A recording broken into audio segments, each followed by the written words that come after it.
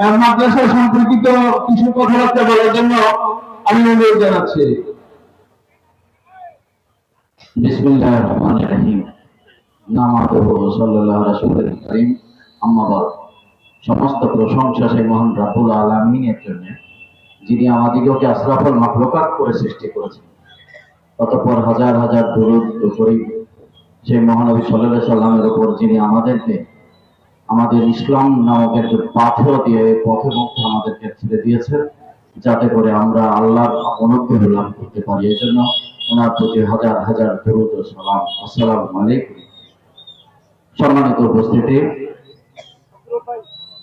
আমি সামনে উপবিষ্ট আমার এলাকা, এখানে কিছু বলার নেই, বোঝার নেই, জানার নেই। আপনাদেরই এই এলাকারই ছেলে, সবাই আমার মামা, না হইলে ভাই, না হলে মামাতো ভাই। যেহেতু বাপ চাচা নাই, আপনারাই আমার সব। অতএব এখানে আমার নতুন করে পরিচয় দেওয়ার কিছু নেই। তাই আমার অন্তরের অন্তরস্থল থেকে আপনাদের সবাই আবার জানাই আমার শ্রদ্ধার সাথে সালাম। আসসালামু আলাইকুম। অন্তরালে মা বোনদেরকে জানাই আমার শ্রদ্ধা সহ সালাম। আসসালামু আলাইকুম রাহমাতুল্লাহ। সম্মানিত উপস্থিতি, সম্মানিত হাজিরিন, আমি এই মাদ্রাসার হাফেজিয়া এতিমখানা মাদ্রাসার সভাপতির দায়িত্ব পালন করছি 1 বছরের অধিককাল যাবত। আমাদের এই মাদ্রাসায় 40 জন। সম্মানিত হাজিরিন, এই কিছুদিন আগে 5 তারিখের আগেই আমাদের এই ওয়াজ মাহফিল গুলো করতে হতো। পাশে এনএসআই থাকতো, এদিকে ডিএসবি থাকতো, প্রবীণ বাবুর মতো রশি এসে বসে থাকতো। আমরা আজকে যে বৈষম্য বিরোধী ছাত্র আন্দোলনের পরিপ্রেক্ষিতে একটা সোনার বাংলা পেয়েছি এবং বিনির্মিত বাংলাদেশ পেয়েছি, যেখানে 92% মুসলমানের জন্য মুকেশ বাবুর তত্ত্বাবধায়ক উপদেষ্টা। এই যে দেশ, এই ফ্যাসিস্ট দেশে লুটতরাজের দেশ থেকে আমরা বেঁচেছি। বস্তা ভর্তি টাকা নিয়ে চলে গেছে, বেগম ভিলা করেছে, সেটা থেকে বেঁচেছি। এই জন্য মহান রাব্বুল আলামিনের কাছে শুকরিয়া আদায় করি। বাংলাদেশের টাকা অন্তত পক্ষে চলে যেত। সম্মানিত উপস্থিতি, আপনারা জানেন যে আমি একটা দল করি, এই বাংলাদেশ বিএনপির একটা দলের আমি একজন কর্মী এবং জেলা বিএনপি মানবাধিকার বিষয়ক সম্পাদক। আপনাদের দুবার আমি একাধিকবার ঠাকুরগাঁ জেলা আইনজীবী সমিতির সাধারণ সম্পাদকের দায়িত্ব পালন করেছি। বর্তমানে আমি সভাপতির দায়িত্ব পালন করছি। আপনার ছেলে, আপনার ভাই একজন দায়িত্ব পালন করছি এবং আপনাদের দোয়া এই জন্য মহান রাব্বুল আলামিনের কাছে শুকরিয়া আদায় করছি। সম্মানিত উপস্থিতি, আমরা মহান রাব্বুল আলামিনের কাছে যেহেতু হুজুর এখন আসতে আমাদের দেরি হচ্ছে, একটু বলতে হয়, আল্লাহ এবং আল্লাহর রাসূল যে আখলাকের মধ্যে, এই ইমানি দায়িত্বের মধ্যে, এই জল শাসনে, এটাও যেন আমরা তোবা করি যে মাদককে আমরা ছুঁবো না, মাদক আমরা দেখবো না। আবার যদি আপনারা দেখেন, আল্লাহ রাসূল 1450 বছর আগে সূরা নিসা আল্লাহ বর্ণনা দিয়ে গেছে।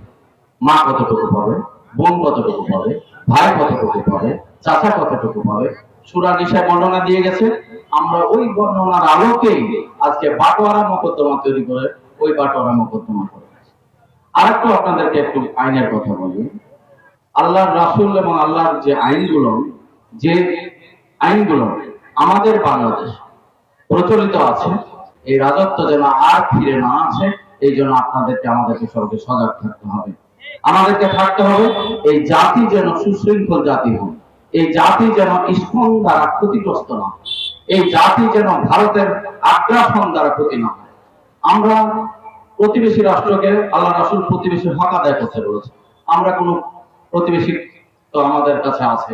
আমরা ভারতকেও যেমন ভালোবাসি, পাকিস্তানকেও যেমন ভালোবাসি, চীনকেও তেমন ভালোবাসি। প্রতিটি দেশ আমাদের প্রতিবেশী রাষ্ট্র, প্রতিবেশী রাষ্ট্রের মতন আমরা হক আদায় করি। কিন্তু ভারত মনে হচ্ছে যে আওয়ামী লীগকে আলাদা চোখে দেখে, বাংলাদেশকে চোখে দেখে না। আমরা এটা প্রত্যাশা করি না এবং সেখান থেকে ইন্ধন যোগাচ্ছে। আমরা বিএনপি জামাতের লোকজন মারবো কি? আমাদেরকে এই ইসকন রূপী সন্ত্রাসী একটা দল আমাদের একজন অ্যাডভোকেটকে জবাই করে মেরে ফেলেছে। মুসলমান রাষ্ট্রে 92% মুসলমানকে মেরে ফেলছে একজন ইসকন রূপী সন্ত্রাসী সংগঠন। এটা থেকে আমাদেরকে পরিত্রাণ পেতে হবে এবং এটা থেকে আমাদেরকে ঠিক থাকতে হবে। এটা থেকে আমাদেরকে বুঝতে হবে ইসলামী আকীদা সম্পূর্ণ মুসলমান কেটে ফেলতে পারে না, কিন্তু শেখ হাসিনা কেটে ফেলেছে। শেখ হাসিনা কেটে ফেলেছে, নিচে কাটেনি। এই ক্ষেত্রে একটা উদাহরণ দিই, ইমাম হোসেনের পবিত্র মস্তক এজিদ কাটতে পারেনি, কেটেছিল সীমাকে দিয়ে। শেখ হাসিনা এই এজিদ মার্কা মুসলমান, এ কেটেছে সুরঞ্জিত সেন মুক্তকে দিয়ে। আমার আল্লাহর উপর পূর্ণ আস্থা এবং বিশ্বাস থাকবে কথাটা। এই ধরনের সুরঞ্জিতরা যেন আর দেশে আর আসতে পারে, এই জন্য আমাদেরকে সজাগ থাকতে হবে। সম্মানিত উপস্থিতি, ইসলাম এবং ইসলামী আকীদায় সবাই চলতে চায়, আপনারা দোয়া করবেন, আমরা চলতে চাই। আমার স্পষ্ট কথা, মানে দেখে দিচ্ছেন, এর ইতিপূর্বে আমরা এসেছিলাম, আমি বক্তব্য দিয়েছিলাম, আমি বিভিন্ন জায়গায় গেছি, আমি পীরগঞ্জ এবং রানী শঙ্কর সমান্তরালে সমস্ত জলসাগুলোতে উপস্থিত হই। আমার বক্তব্য হচ্ছে আপনাদের কাছে, যেহেতু আমি এই 17 বছর ফ্যাসিস্ট আওয়ামী লীগের যতগুলো মিথ্যা মোকদ্দমা ছিল সমস্ত মারাচ্ছি, সেই ভাষাটা বলছি, কারণ আমি তো আপনাদের ছেলে। আমার এই কথাগুলো আপনারা বলবেন, আপনাদেরই সন্তান। আমি আশায় চাষা খাটে। আমি সত্যিকার অর্থে আমি এমপি নির্বাচনের জন্য নমিনেশন প্রত্যাশী। আমি যেহেতু এই 17 বছর সাধারণ মানুষের কাছে ছিলাম, 17 বছর আমি সাধারণ মানুষের সেবা করে গেছি।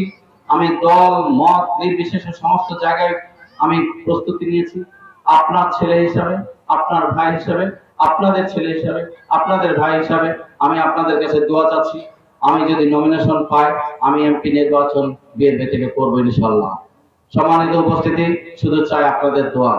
আমি অত্র বারে এই আপনার মাঠে টিকিটে নিতে পারি, সেখান থেকে উঠে গিয়ে গোটা বার পরিচালনা করছি। আপনারা যদি দোয়া করেন, আমি বাংলাদেশ পরিচালনা করতে দ্বিধাবোধ করবো ইনশাআল্লাহ। আল্লাহর কাছে শুধু প্রার্থনা করি এবং আপনাদের কাছে দোয়া কামনা করি যে মহান রাব্বুল আলামিন আমার এই পরিশ্রমকে যেন পারিশ্রমিক আমি পাই, এই আশা, এই প্রত্যাশা রেখে আপনাদের সকলের সুস্বাস্থ্য এবং দীর্ঘায়ু কামনা করে এবং আপনাদের মঙ্গল কামনা করে আমি আমার সংক্ষিপ্ত বক্তব্য এখানে শেষ করছি। আসসালামু আলাইকুম ওয়া রাহমাতুল্লাহি ওয়া বারাকাতুহু।